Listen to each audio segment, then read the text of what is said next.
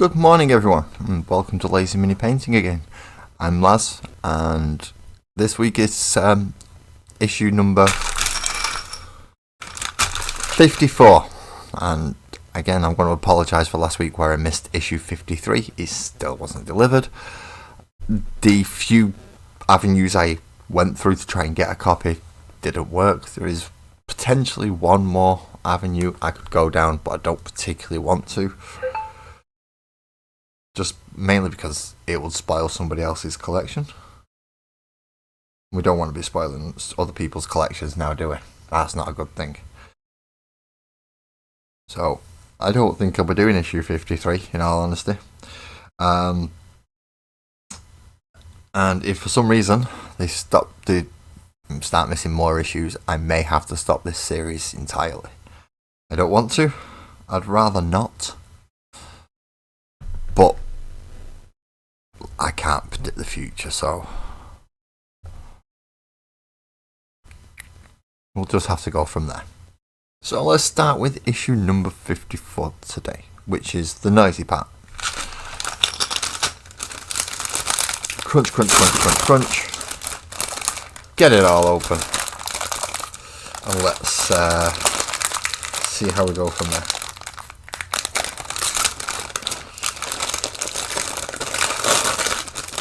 Right. So we have the third sprue. So if you got issue 53, you will have the other two sprues now, and you can now get the third sprue. Good morning, Twisted.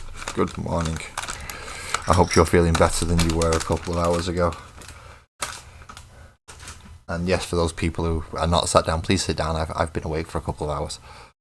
So I have 10 bases. Which, let's face it, bases are always useful.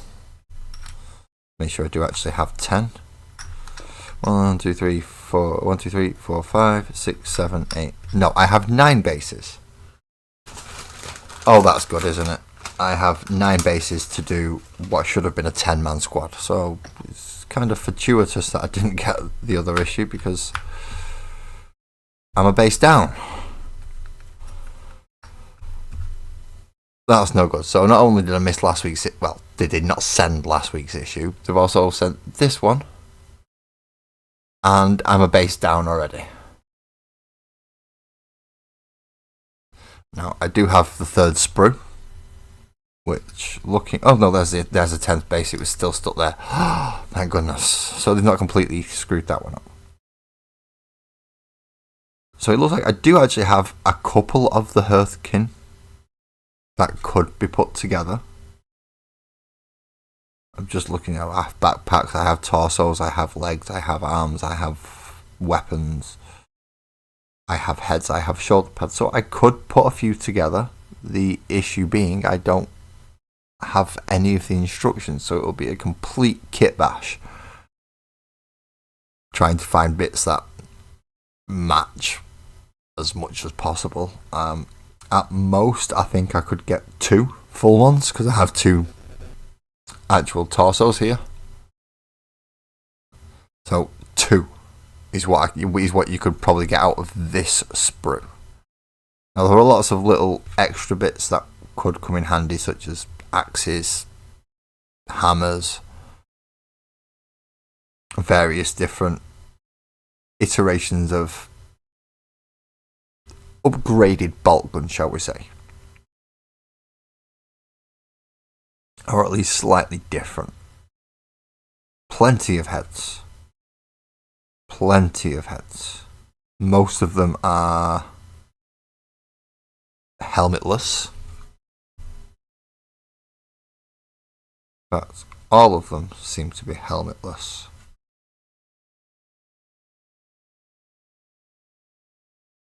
Yeah, no, all of them seem to not have a helmet. Oh, that's good. So, today I will not be going through the building section, which I would normally do at these 2-parters. I would normally go back to the last issue, go through all the sprues, and rebuild them. Issue stated earlier that I probably can't do that because I don't have the other 2 sprues. So, let's put this to one side, and I've now got a nice sprue of bits. And 10 spare bases should I need them. Isn't that nice? But I will get to go through the painting section and any of the reading sections that are in this issue. And fingers crossed, next week and the week after, I will get both issues. You're not supposed to be bleeping. You're supposed to be silent. Thank you. So, we'll pop the bases to one side for now. And we will actually look at the magazine itself. See how we go. So in this issue of 54, we have the paint guide for the Hearthkin Warriors. Then we have the technology of the leagues, walkers in battle suits, and Marta, which is part of the fiction. So again, if you are reading this and collecting this, please read through the stories. They are good for what they are. After all, there is only war, so don't expect much more. And we do get some nice new play ones. Now these are all Eldari versus, so it's Eldari versus Space Marines, Eldari versus Tyranids, and then Duck and Cover for a scenario. So 2 campaign plays and a scenario play as well. Also, we've got a fair bit to do today, so let's get cracking, shall we? Now, if you were lucky enough to have built up all these Hearthkin now, including backpacks, railgun. Do we get the railgun on this one? No, the railgun's on the other spruce. But we do get some of these nice little bolters. We don't get the sword, which would go on the sergeant model. Well, it seems to be quite a quick and easy paint job, he says. How do they want you to paint it? Of course, the first thing they want you to do is base coat everything in Chaos Black. From then, the clothing and the leather. So, where did I put the Carl? There he is. So, any trousers and the fabrics, if you've got the rest of the models, that's going to be Avalon Sunset to cover the leather patches. As you can see, the covering in there, and is much brighter and easier to see in this section. All the shoulder pads, we're going full geography teacher and painting them brown, which will be Catachan flesh in this instance. And then all the metal pieces are going to be lead belcher, obviously. So it's the main metallic that we've got. So that's Warriors' backpacks, their guns, any metal gear on their belts or their medipack container, anything like that. Visors and legs in the case of the one that has metal legs. All that is a lead belcher. Now there will be some little tricky bits. So remembering the little arch we have over for any commander or leader units. They will put a little splodge of silver on the dot back here. If you can make that out with my camera, because it's not being fun for me. And any wires and buckles as well on trousers. Once you've done all that, you finish with lead belch by the looks of it. Then they want you to go to Retributor armor, and there's not much, it's just the more runic sections on the overheads. So if we go back to him, so the small section up here, there is a little dot that they want you to paint silver, and then the actual runes and the head of that section they want you to paint in the Retributor armor. Also the crossguard for his power sword. Nice. So it's not too much in Retributor armor. We're getting away with that one. It's quite nice. It's quite easy. From there, moving on to Screamer Pink. What else are they going to have? They're going to have the halves of the hand weapons and the grips of all the ranged weapons in Screamer Pink. Obviously, don't forget both sides. Base coat any lenses in the centre of the visors with Mephisto red instead. So it's only one thing with Screamer Pink, and it's all the handles. That's it. Then move on to Mephisto red, which isn't much of a different colour. Just take a little bit of the blue out. And then you go for visors, the sword, and any lights on the armour. Anything that's going to be bright enough to be caught afterwards. Some of the wrist mounted screens, they are wishing to be done blue, using the McCrag blue that you should have if you've been collecting the issues. So any wrist mounted screens, any scanners, any really technological bits. So anything they're going to be looking at. From there, we're going into the skin. Now, do you want you to base coat the faces? All the skin tones in Wraithbone. Then also do a base coat of Catachan flesh. Now, from there you could dull it or brighten it with little mixes of Catachan flesh and Wraithbone, mix them together and you will get different variants and different shades throughout. So you can do quite a large contrast of skin tones just through those two colours. Any hair,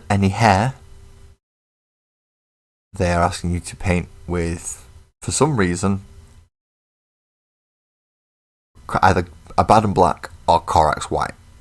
No in-betweens. No gingers, no auburns, no brunettes at all. No nice brown colours or yellowy blondes. It's just white or black. Those are the options they're giving you. You can, of course, feel free to ignore that and use any paints and colours that you have that you would prefer to do. Oh, painting's going on for a while. He's going through shades and layers and everything. Oh, dear me.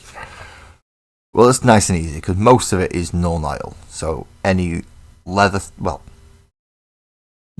any armour sections, any metal sections, anything that's been shaded, that's been coloured blue or pink, will be going over with the null-nile. The Agrax Earthshade will mostly be going over the Avalon Sunset. Oh no, it won't. Rakath Flesh will be going over the Avalon Sunset. Agrax Earthshade will be going over your Retributor armour and your weapons. And don't forget to change your water for the next part because you're going to be doing highlights. But once everything's washed and dried, and we've seen how long things can take to dry, so don't expect it to have dried this quick. If you've managed to paint it as quick as I've talked through it, it might dry by the time I've finished talking through the rest of the magazine. Then you can come back to do the highlight sections. So for highlighting, all the blue sections of the screens again, just edging very slightly with little tip of your brush, just the edge of your brush, Calgar blue just around the screens. Stormhost silver around any of the Agrax metallic parts, particularly the weapons. Again, you just edge highlighting along one of the edges and the top just to give it that pseudo look of light. Again, all the metal pieces will be highlighted with Stormhost silver, so that's any visors, helmets, backpacks, and in this case even the Retributor armour, big eagle thing over the top. To highlight the brown section, so the shoulder pads, any of the leathers, things like that. Looking at Night Questor Flesh, which is a slightly chalkier brown than the, I forgot which brown totals to use now. Catachan Flesh, that was it. Over the Screamer Pink, we'll be using the Pink Horror, obviously scaling up in the brightness of pink as we go. And then black is Mechanicus Standard Grey. Now there are a lot of black lined panels in this. A lot of black lined panels. Most of the armour itself is black, so there'll be a lot of highlighting with the Mechanicus Standard Grey. So that'll be the backpacks, shoulder pads, armour, helmets, boots. Anything that is black, you want to edge highlight with the Mechanicus Standard Grey. And if you followed all that properly, which of course I haven't because I missed last week's issue. Oh, I'm still bitter about that, don't you worry. I'm still bitter about that. If you have followed all their guides, you should have models that look somewhat like these. And that's both front and backs and sides. So hopefully those will all look nice. And did they even tell us to wash the skin? They didn't tell us to wash the skin at any point in this. Ah, there you go. So the Hearthkin Flesh Shade, anyone that you have painted with pale skin, Hearthkin Flesh Shade does the wash. I believe they might have also done it for anyone with slightly darker skin as well. Let me see if I can spot him. No, it looks like they've more highlighted him like they've highlighted the leather. That's odd. That's really odd. But they do them, we do us. That's how it works. And you'll have, hopefully, a nice unit of 10 Hearthkin warriors. And not just 10 empty bases. That was a quick and easy paint section. Because I had nothing to paint. And that moves on to all the reading sections. What's first? First is the technology of the leagues.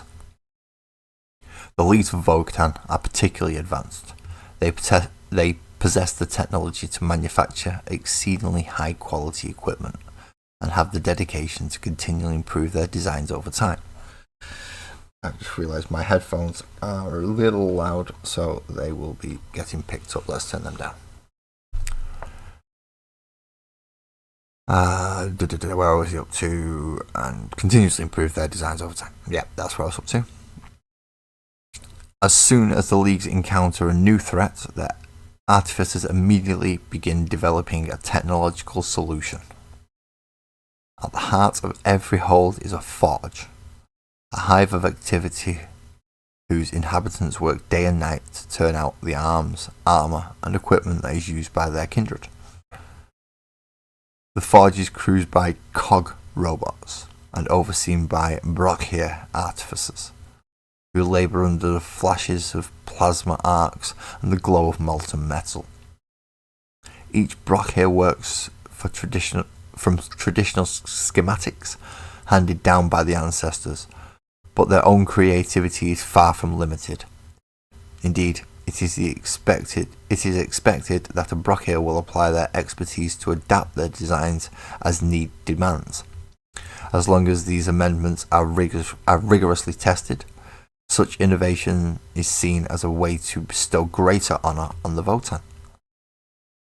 The kin's technology is tailored both to their unique physiology and their extreme environments in which the leagues have thrived. Perhaps the most ubiquitous example is the void suit, which has become the standard working garment of the kin. Each basic suit is fitted with its own air supply, an array of sensors and protective systems to guard against extreme temperature and radiation. That sounds like mini Space Marines to me. It does, it sounds like mini Space Marines. Good morning, Prince of Denmark. I've yet to go to Denmark, but well, I can say I've had the Prince in my YouTube chat, so hopefully that'll get me somewhere. But I'm hoping you're having a good day. These pages are awful. They never peel away properly. So let's have a look at some of the technology. First, up here we have the Ion Blaster. An Ion Blaster is a devastating energy weapon that can blast through armour with ease, dealing dreadful damage to its target. They are commonly used as standard issue weapon. Ooh, so they're a standard issue one. And it is not unusual to find entire units equipped with them. Ion technology has proved so successful that other factions eagerly trade for access to its destructive power, although the kin are careful to keep the best of the weapons for themselves. Good idea. Bolt Revolver, which is this section. The Bolt Revolver is a popular personal sidearm that fires bolts from a short barrel. It is often carried by scouts and stealth operatives who appreciate the quick draw and lightweight of a compact weapon. In close quarters situations, where its limited range is not an issue, it is just as lethal as the larger and longer barreled brethren. So the Bolt Revolver is supposed to be just as good as a bolt gun, just kind of smaller. Makes sense, I suppose. And for the final example of a ranged weapon, we have the Hylas Auto Rifle, or the Hylas, sorry. The Hylas Auto Rifle is a powerful and accurate directed energy weapon that sees wide service amongst units of the line.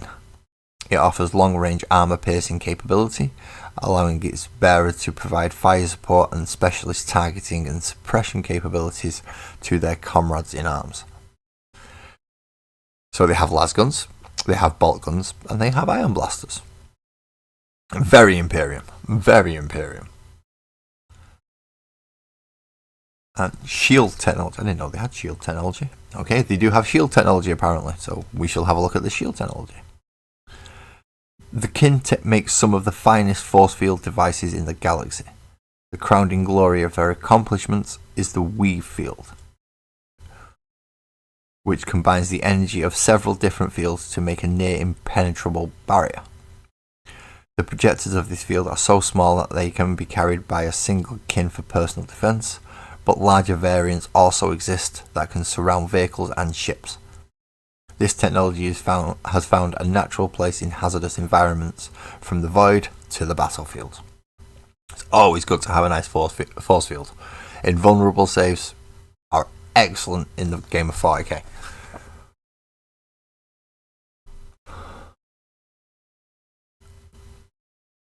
Now, walkers and battle suits. I don't think the Leagues of Votann have any walkers and battle suits. I mean, obviously the Imperium does. It has Dreadnoughts, it has the Scout Walkers. And there are many others. You have the Hellbrute for Chaos, you have Death Dreads for the Orcs. Tyranids don't really, because they're all bioforms. But most others have some kind of walker or battle suit. Tau especially, they are bombarded with battle suits. There are so many of them.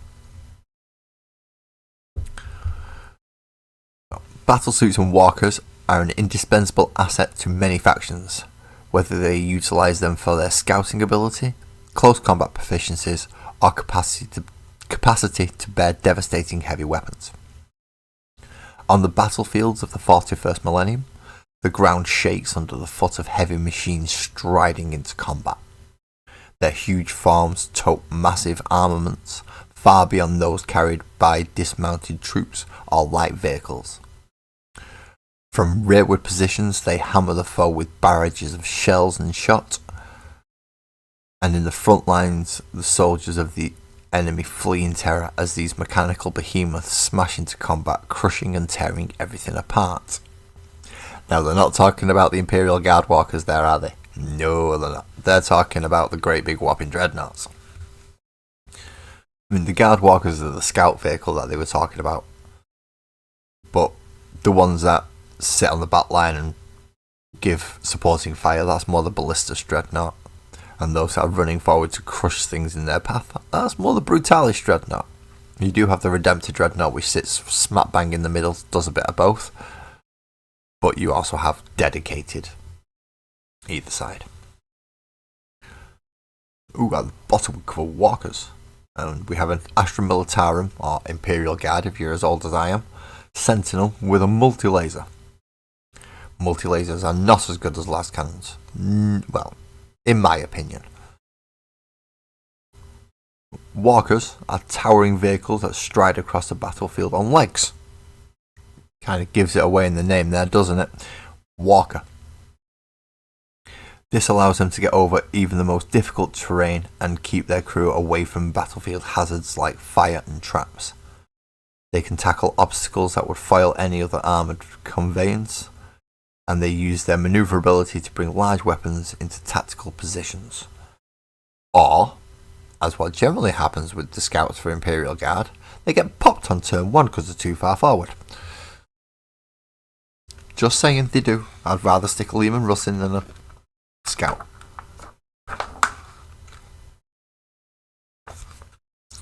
Here we go. Mentioning of the Tau. Up there we go. So here we have a Viola battlesuit. Battlesuits, much like the suit of power armor, but larger and more advanced. Battlesuits function like a mechanical extension of their pilots' bodies. The strength of the suits allows the wearer to carry and use incredibly powerful weapons, and many suits are augmented with other equipment like sensors, comms arrays, or even repulsor jet engines. Yeah, anyone who's played the Tau will know how annoying their suits can be. They are really annoying. For a shooty army, they certainly get about a bit. Now for the fun one. Dreadnoughts.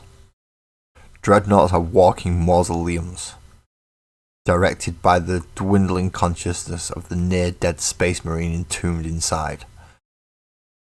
When a battle brother is grievously wounded, beyond the skills of an apothecarian to repair, they may be granted the honour of having their still living remains permanently installed into a dreadnought. Which, as it says there, mausoleum, sarcophagus, whatever you want to call it, that marine is not having a happy day. He is in pain constantly, and he's looking to take it out on the first non-chapter thing that he sees. Usually a Xenos or a heretic, and he will do so with great pleasure. You can get other forms of suits, so you could also get the Nemesis Dreadnought armor, or you could get the, oh my god, what is it called?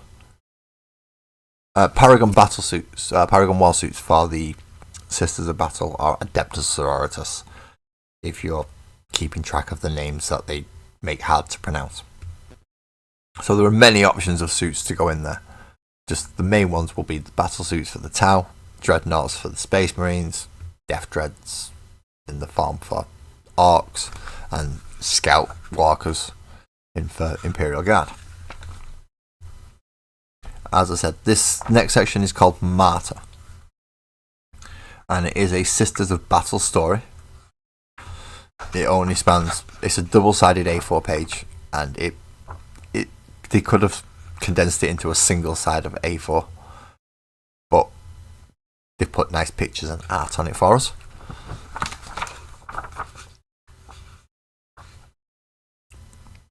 Oh, this one actually looks like a full story on its own.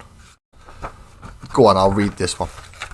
Seeing as I missed last week, and there isn't much going on today's issue. I mean, I've been going for half an hour and I've nearly finished.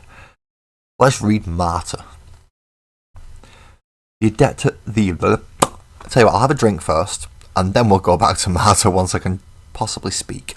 Only possibly, I'm not guaranteeing it. And thank you for everyone who's joined me for this today as well. Hopefully I'll get to continue it as well, and it's only going to be the 2 issues so far out of all 54 that I've missed.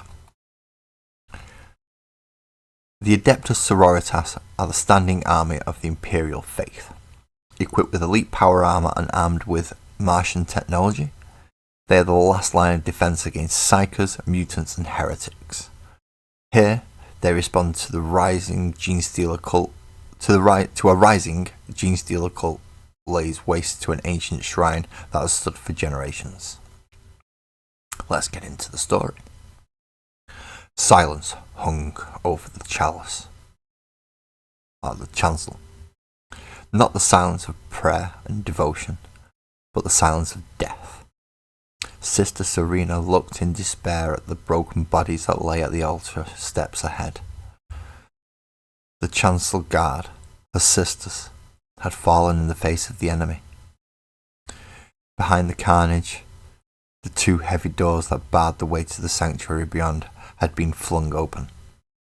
Suddenly the silence was broken by the sound of a struggle ahead, further into the shrine.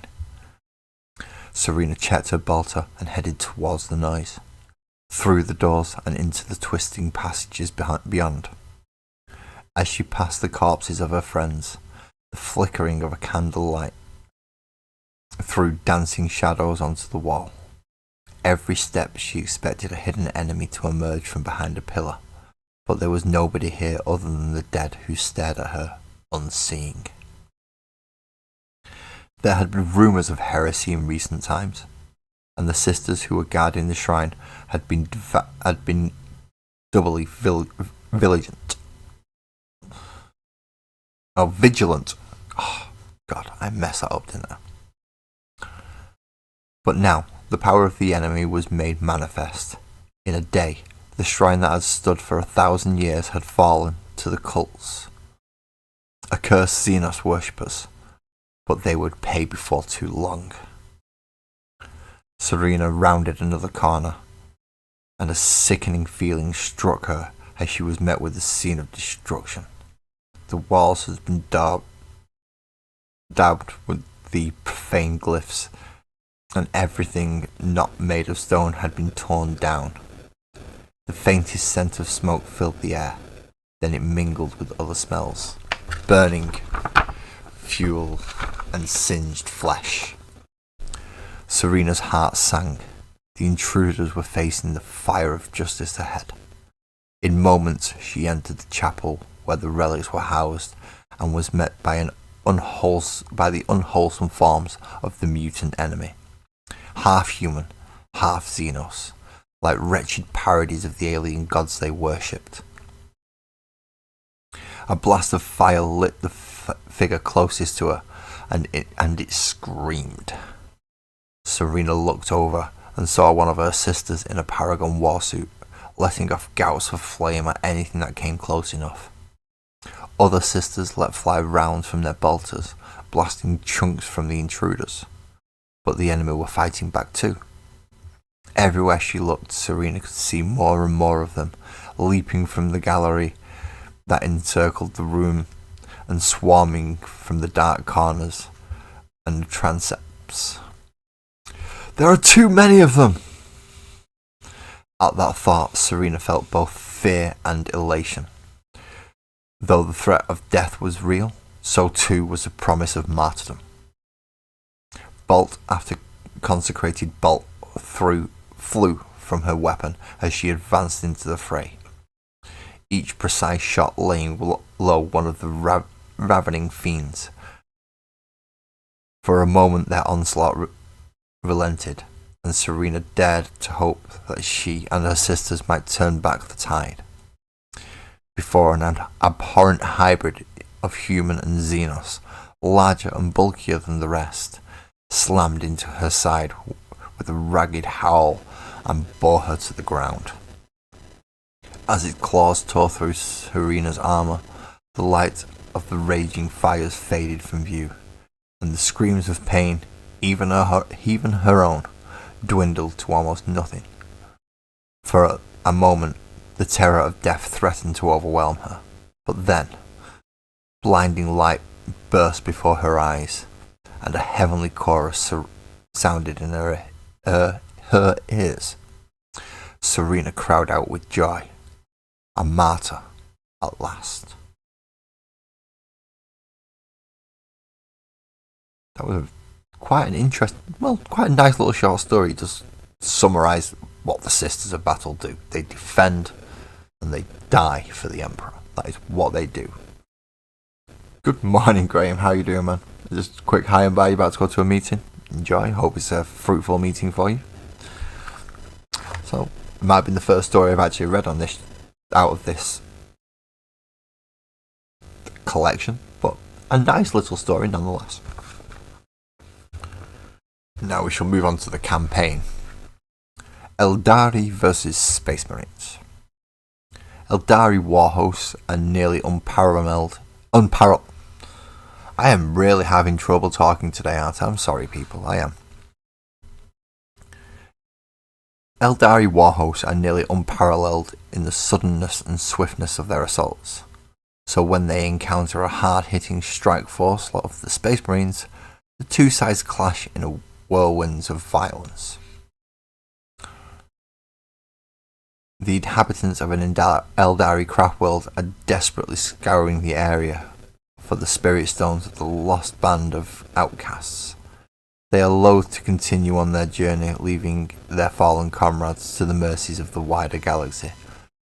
But neither do they wish to add to the number of their dead, for every one of their number is precious and irreplaceable. Meanwhile, the Space Marines continue their search for lost technology and relics that might aid the Imperium in their many campaigns around the galaxy. Most of the search is being carried out by small parties of scouts, who will be no match for a consecrated a concentrated army force. The Space Marines must react whenever the situation changes, swooping in to protect the scouting parties from sudden threats or clearing areas of enemy ground before the party moves in. The situation is volatile, and at any moment they might be called on another deadly mission. So for this one, it is Display of Might. To play this scenario in this campaign article, you will need the Combat Patrol mission called Display of Might. You can find this in your collection filed under G, Core Missions number 2. So you will do the layout as it shows here. Now I'll read all the numbers out for you so you can see them. Well, you can hear them. So in the centre of the board you will place one objective. Then going up 8 inches in either way will give you the top and bottom lines. So the central objective should be 12 inches away from the starting edge of either deployment zone. You then, once you've gone up 8 inches, you go towards the attacker's deployment zone and put the top one 8 inches away from the centre line and the bottom one 16 inches away from the centre line, which should put it in the attacker's deployment zone. You reverse that, so you're more coming at it at like an angle like there. So each will have an objective in their own deployment zone, both the attacker and the defender. They will just be at opposite corners. So for the top one it is 16 inches for the defender and bottom one is 8 inches. And in this mission you will be using the Eldari and the Space Marines. So for the Eldari, an Eldari force has landed on the planet where their lost brethren sent their final transmission, but the planet is already occupied by the forces of the Imperium. The Eldari map the position of the final signal and realise that the Imperial investigators are right on top of it. A force of Space Marines moves in to further solidify the Imperial position, and the Eldari respond, sending a force to take and hold the area. And for the Space Marine side, an Imperial scouting party has reported the discovery of some unusual monuments on a barren planet's surface. The Space Marine mobilise, determined to protect the discovery and secure the surrounding area. Intelligence indicates that there are scouts from other factions in the area. Fearful that they will discover the secret, a combat patrol of Space Marines head straight to the area to claim the ground. So you'll play through that mission, claiming each objective as you go. So for an Eldari victory, with so much at stake, the warriors of the Eldari have won the day and claimed the ground for their craft world. Now they can search the area for traces of the missing rangers, and maybe some of the lost spirit stones. There is more work to be done, but the victory makes a great step towards the stone's recovery. If you are seeking a faction victory and the Eldari were victorious, the next article is H, Campaign 4. If the Eldari has won 3 battles in a row, the campaign ends with an Eldari campaign victory. And if you end up with an Eldari campaign victory, the Eldari have won victory after victory, repelling their attackers and gathering clues as to the whereabouts of the lost spirit stones. First, the Astra Militarum tried to force them back out of the system out of paranoia and pride. Next, the World Eaters engaged in brutal assaults on the system, but even the Butchers were pushed back from the path of the Eldari. Now the Space Marines have been vanquished, and with this victory, the way is clear to pick up the vital clues of the missing Spirit Stones. The final known whereabouts of the lost outcast band can be thoroughly explored, and the recovery of the lost Spirit Stones is now only a matter of time. If you're playing Space Marines, however, the Eldari fought mightily, but they were no match for the Space Marines. The Imperial scouting party is safe, and the ground has been secured. The work of tracing the ancient technology can now begin. The Space Marines withdraw, ready for the next crucial mission in the name of the Emperor. And again, if you are seeking for a faction victory and the Space Marines were victorious, it's next, again, it's Article H, Campaign 5. If the Space Marine player has won 3 battles in a row, then it is the end of their campaign and they're victorious. Which means we get this section. The Space Marines have led a punishing campaign that has brought them to blows with many different enemies. First, they denied the bloodthirsty World Eaters their campaign of terror on the system. Then, the Tyranids were held back just long enough for the scouting party to discover an important site covered in vital clues. Now the latest challengers, the Eldari, tried to take the ground from them, but the Space Marines won the day and the Imperial scouting party is safe to finish their mission. The Space Marines' duties are never truly at an end, but for now their mission has been accomplished, and it may just lead to the breakthrough that the Imperium has been waiting for. So that's the first campaign mission that it gives you in this issue. The second campaign mission. It's a very similar setup, but you have only 4 objectives on this one, and they are very evenly distributed. There is 1 each in the centre of your deployment zones, 16 inches from the very centre, and 1 each directly 8 inches up from the centre of the board. So 1, 2, 3, 4. So both sides start with 1 deployment zone, and there are 2 in no man's land. Well, this is Eldari versus the Tyranids, using the Clash of Patrols mission. If you wish to find that, you file it under G, Core Missions 3. As the Great Devourer worms its tendrils further and further into the galaxy, even the elusive Eldari find themselves forced to contend with the Tyranid hordes. Such battles are always cold and merciless affairs. And they make it sound really happy, don't they? Really, really happy. Sorry about that, just needed hydrating. An Eldari craft world has come to the system, diverted from a long voyage. An advanced party of rangers disappeared here some short time ago, and the Eldari are desperate to find them, all their spirit stones. If the worst has happened and they have been slain, the area is fraught with peril, and the sooner that the party can be found, the sooner the craft world can continue on its voyage. Meanwhile, the Tyranids continue their advance through the system. The hive mind is unknowable, but this does not mean that the Tyranids' attacks are random or without strategy. On the contrary, with every battle won, and with every objective captured, the Great Devourer is one step closer to launching an unstoppable attack that will overwhelm everything in the Tyranid's path. If you are playing as the Eldari in this one, so it seems to be very Eldari driven. The Eldari are investigating a planet from which the Lost Outcast Band's final communication was sent. The leads are promising, but before the hunt can get truly underway, sensors detect an incoming swarm of Tyranids. The Eldari marshal a host to respond. They must repel the Tyranids and shield the investigators from attack for as long as they need to find traces of the missing rangers. And if you're playing the Tyranid side, which I'm more tempted to do, the hive mind sends out patrols into the system to extinguish any burgeoning threats before they can take root and disrupt the passage of the hive mind. The Eldari represent not only a threat to the plan, but also valuable resources whose bodies can be converted into biomass to strengthen the Tyranid hordes. An Eldari presence is detected on a nearby planet, and a force is sent out to destroy them. So playing through Core Mission 3,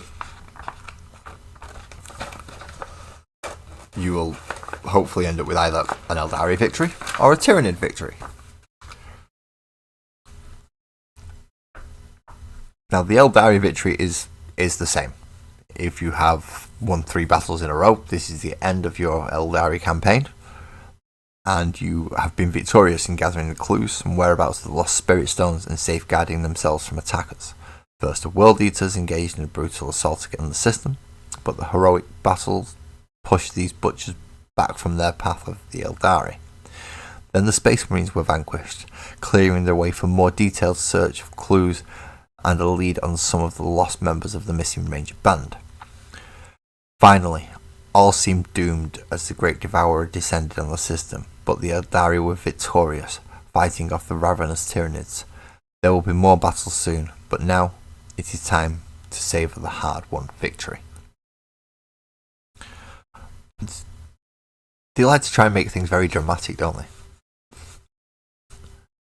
However, for a Tyranid victory, the foolish Eldari were no match for the Tyranids. The relentless onslaught has won out. The Eldari are no more. The few survivors flee the scene. They were fools to bar the Tyranids' path. They have paid with their lives.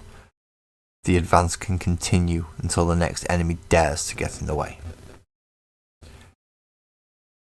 And if you are seeking a faction victory and the Tyranids were victorious, the next article is H Campaign 6 to do the next mission.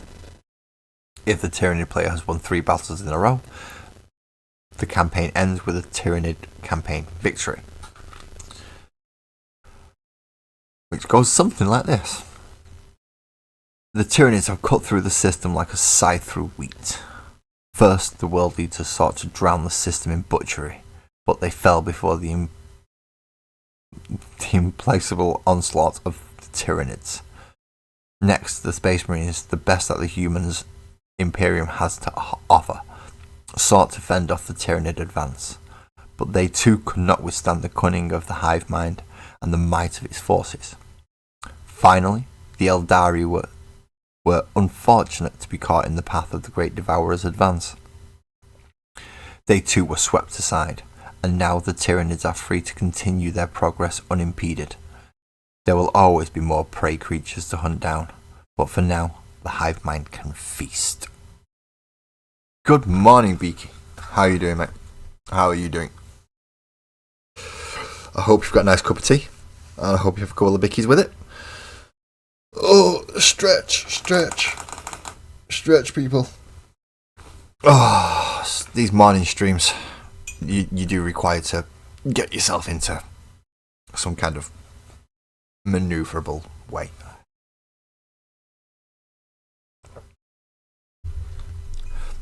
So now we have scenario 33. It says it right there. Scenario 33, see?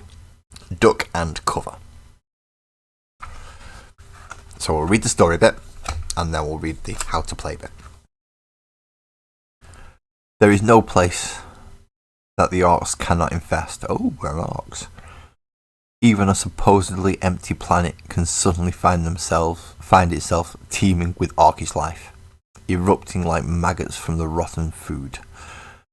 This sobering fact is not lost on the warriors of the kin, who often find themselves far from help when looking for resources in the most derelict and forsaken corners of the galaxy.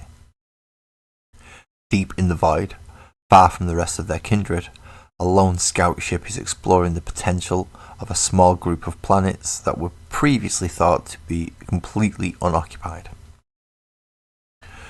When sensor readings on the ship pick up life signs, a unit of Hearthkin warriors is dispatched to investigate and report on the state of the planet.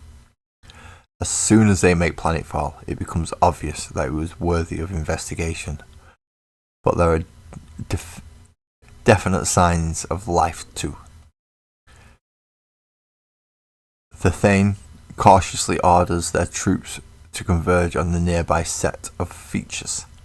As they draw close, they see that they are walking towards the wrecked remains of some sort of drop zone, or perhaps a temporary camp. Whatever its origin, there is nothing natural about the welded and painted steel that the debris is made from. The warriors make a quick sweep of the area, but there is nothing to see. These items could have been here for millennia, but as they prepare to leave, the sensors in their helmets start to return data. Quickly, they rush to the most defensible position they can find. The data streams in faster and faster until at last, the acoustic signal registers. The sound resolves into a single cry. growing in strength and intensity. War! The orcs are coming. How to play.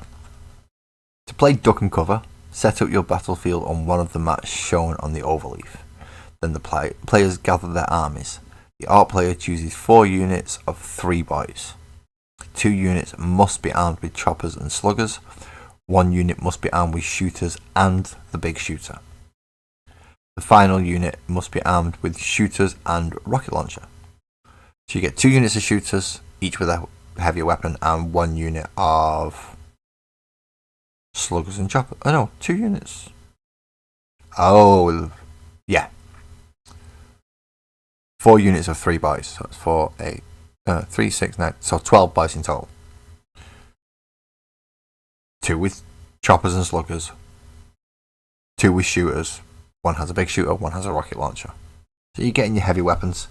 Good morning, Ali. Thank you for coming in. And for being here at 11:15. I'm not sure if I'm early or late today.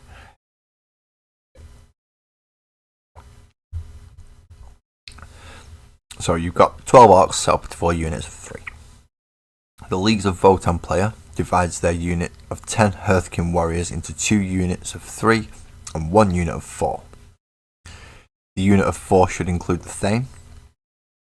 Each Hearthkin warrior is equipped with a panspectral scanner, which grants ignores cover to all the weapons in the unit. The units are then deployed in accordance with the instructions overleaf, which it means turn the page over. Could have just said, please turn over, but no. So you'll generate one of the maps, one of the play mats, which is a 8-section piece of card.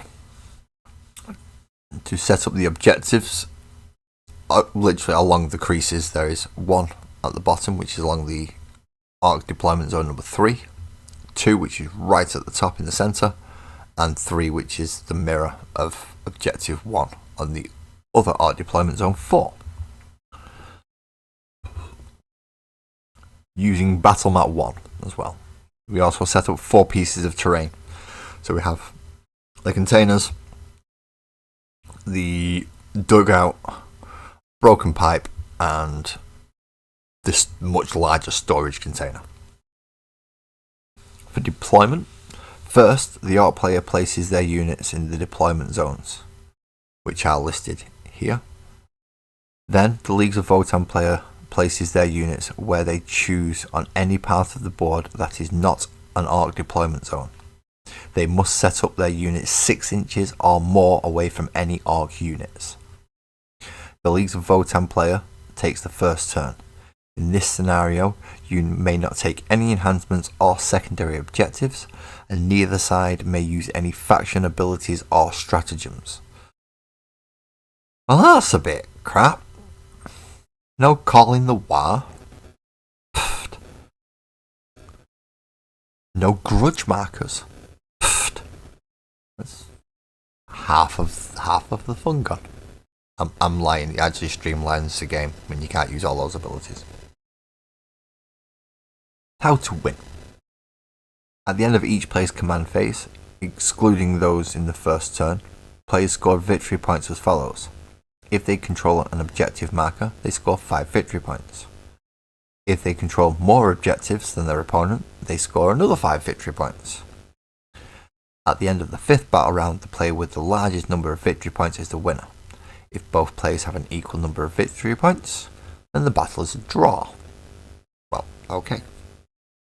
Now it does tell us specifically where the orcs have to be set up. So in deployment zone 1, you will put 1 set of 3 boys, another set in deployment 2, another set in deployment 3, and another set in deployment 4. So you can't group them all into all sluggers and choppers up there, all range units up there. Sadly, no. You have to use all 4 sections, and 3 going each.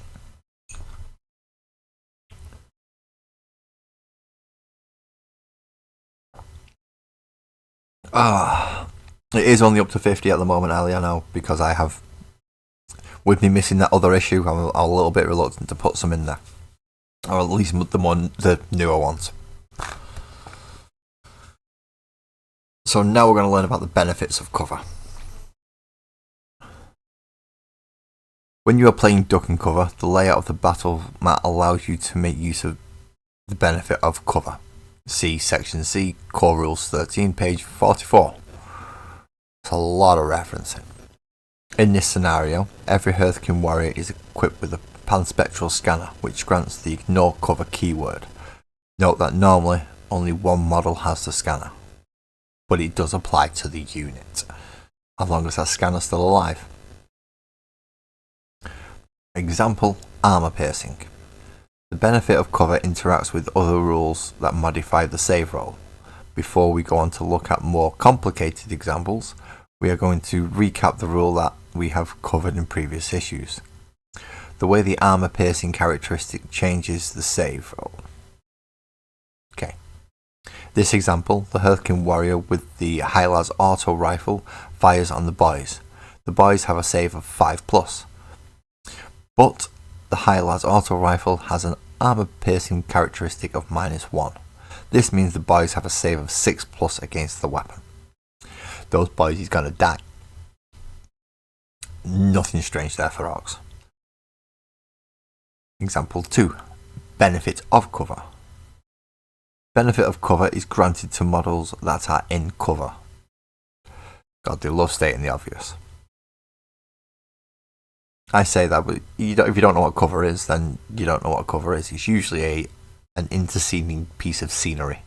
Although you can still draw a line of sight across the piece of scenery, that piece of scenery gives them cover. Note, the benefit of cover is not applicable if the terrain completely blocks the attacker's unit's line of sight. If the line of sight is blocked, the attacking unit cannot shoot as they cannot see their target. In this example, the boys are shooting at the Hearthkin warriors with their shooters. The Hearthkin warriors have a save of 4+, but because they have the benefit of cover, they can add 1 to their roll, and a roll of a 3+ will succeed. Example 3. Ignores cover. In this example, the Hearthkin warrior with the Hylas auto rifle fires on the boys. The boys have a save of 5+, but the Hylas auto rifle has an AP of -1, meaning that the boys will only get a 6+ save against the Hylas auto rifle. In this section here, there is a piece of terrain. So normally the boys would have the benefit of cover, which would negate that -1 AP, or at least give them a +1 on their roll. However, the Hearthkin warriors are equipped with panspectral scanner, which grants ignore cover to the weapons in the bearer's unit. This means the boys still only have a 6+ save against this weapon. Ignoring cover can be very useful. Very, very useful, especially if you're trying to chip down that power armor. If you've got power armor there and you're trying to chip away at it, having high AP and ignore cover can be very useful.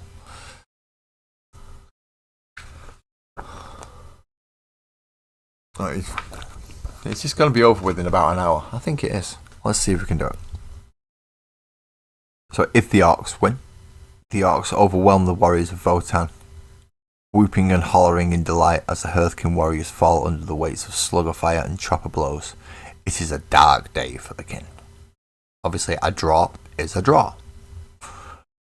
And if the kin get the victory, the kin are victorious, and the area is decisively cleansed of the marauding orc invaders. There may be further battles against them in the future, but for now the way is clear, and victory is won. And that is the end of Combat Patrol issue 54. It did go a lot quicker today because I missed last week's. As I said, I do apologise for that, and I am sorry that I missed last week's issue. There was nothing I could actually do, it didn't get delivered to my store. And I've not been able to source one without, as I said, ruining other people's collections. However, with a bit of hope, the next 2 issues there will be no problems at all, because it is another double issue that is coming. Issues 55 and 56 we will get the Hearthkin Pioneers. Now the Hearthkin Pioneers are these 3 grav bike things. Now, 2 of them are only single rider, but 1 of them is a double rider with an extra big gun on the top, so I'm looking forward to him. It should be fun. But we will find out next week if I get the first issue of that. If I do, excellent. If I don't, and if I miss, or if they stop sending the Combat Patrol issues to my local store that I pick them up from, I may not be able to continue this series. I do wish to, and as long as they keep getting the magazine, I will continue it. But if they stop getting the magazine, I will have to put a stop to the actual reviews of Combat Patrol, which is rather sickening, seeing as I've got well over halfway through. There's only about 80 issues, and obviously I'm on issue 54 now, well on the way through. On a different note, now I'm going to sidetrack here because I've just finished the Combat Patrol. I'm going to put that to one side. I do have a slight change in timetable for this week as well. Tonight I will be covering the Magical World of Sparkles and Oak because I need to be up early on Friday and won't be able to cover it on Thursday, and won't be able to do it on Thursday evening. I end up staying up too late, therefore I won't be up early, and I will miss the train that I will need to go get to travel. So yes, I will be doing the Magical World of Sparkles and Oak tonight, which will consist of D&D, Dave and David. Now, I've been talking with people who are more experienced dungeon masters than me, and they seem to think I've done a reasonable job of trying to balance these characters out. But we shall see. But before we can decide on full character sheets and everything else, I need to paint them. So, these 2 little chappies, tiny little ones that they are, tiny little baby owl bear, and what looks like a witchy grub with a witch's hat. Dave being the barbarian owlbear, and David being the witchy grub sorcerer, will be what we are painting tonight. That is everything for this issue and for this episode of Combat Patrol Review. Thank you everybody for coming to join me. Everyone both in the portrait mode and in the horizontal mode. Please leave the likes and do all the YouTubey things if you want to. If you don't want to, you don't have to. There's nobody forcing you. But I am going to try and recap on some of my sleep, which I desperately need because I didn't get much of last night. Again, thank you for everybody. Please drive safe, and I look forward to seeing you later on, which is only going to be in about 10 hours and 30 minutes. Oh dear God, no.